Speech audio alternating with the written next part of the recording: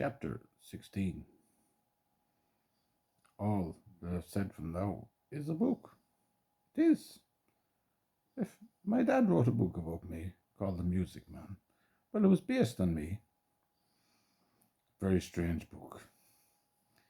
It had no full stops. It was just non-end, one big sentence the whole way through. Paul Flynn thought that was very funny. The horse trainer, he's a friend of mine. He thought that was very funny. And I told him because he was very fond of me dad. He was very good to me dad. God bless Paul Flynn. He's a good man. Now let's get on. Just because you have a hit, say you have a hit song, say somebody else even recorded it. I'll give you two instances. It does not guarantee you an audience. It doesn't guarantee you that if you go down to the Bog Lane Theatre there, the people will come and listen to you. It doesn't.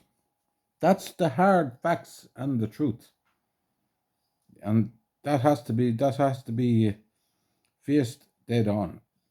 Because some people think that when you have a hit song, that automatically you have a very rewarding career financially.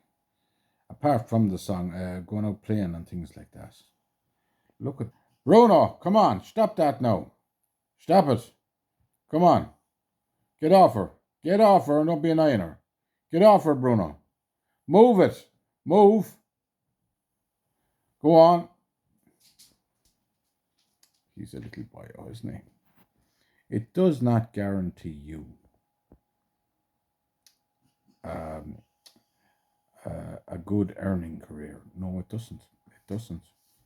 And Johnny Dunnan is a friend of mine. Never met him, but he treated me like a friend, even though I was in my darkest moments.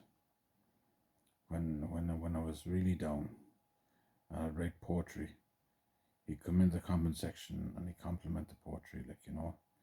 What I wrote a poem called Another Lonely Sunday Morning. I wrote it inside a mental institution when I was feeling a bit lost. He loved it and said you should turn that into a song. And I'm trying to find it. I'm trying to scroll back. It's a few years back. So with the help of God, I'll find it. Johnny, I'd recommend Johnny as a great teacher. If you look at his page and it's Songs from My Cell, he talks all about writing. What is his credentials? He wrote The Voyage for Christy Moore's biggest hit. That's what Johnny did. And you know what? Some of the radio stations got it very hard to play his song, even on his wife's birthday. That's how much respect they have for songwriters like Johnny. I will stand against them if I have to. I will, because do you know what, lads? Let me tell you the financial logistics of the situation. I think there's about 265 radio stations in Ireland, on or off, something around that. Maybe it's 365. Imagine, for instance, you have an album. You send it to all these radio stations. Do you know what you're doing? You're gambling. If it was €10 an album, you're gambling €2,650 alone, without the postage, on each album. And what will probably happen is they might play it once or twice and throw it in the bin, and you're out that money. Is that worth it? You're better off bringing your album to gigs and selling them to the ordinary people and keeping 100% for yourself. That's how it goes. Money merchants everywhere you look in the music industry. Beware of money merchants and cliques that you're no part of, that think that they're better than everyone else. And it always comes back to haunt him. And I'm not talking about Johnny. I'm talking about other people, a certain individual. A certain individual, I won't name what his name is. So he's a radio DJ and he's a musician and he's a hit. I reached out to him my first album. I tried my best to get through to him to hope that he'd help me. Did he help me? No. He just flat out begrudged me and wouldn't. He just did not want to know. Now, I just had a look at his music page and his own songs that he's writing now.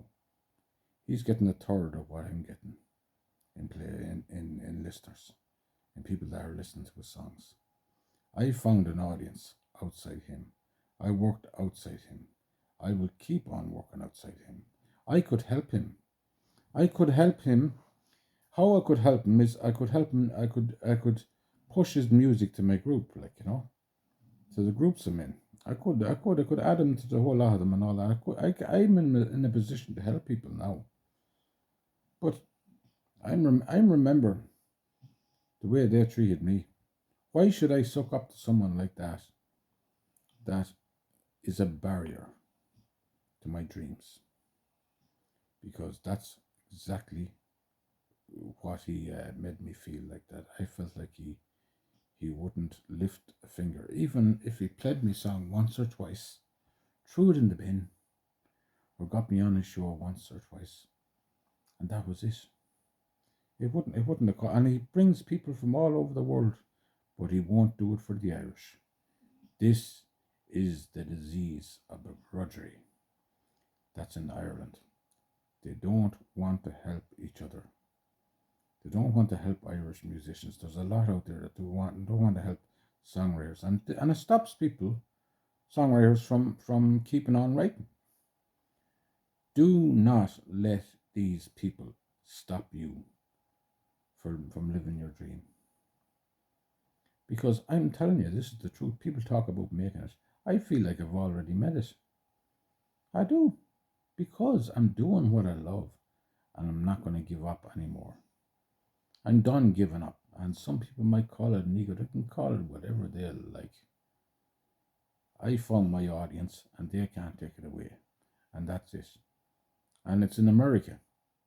It's in America. My biggest, America and England are my main core audience that listens to my songs. And that's because I worked harder than anybody.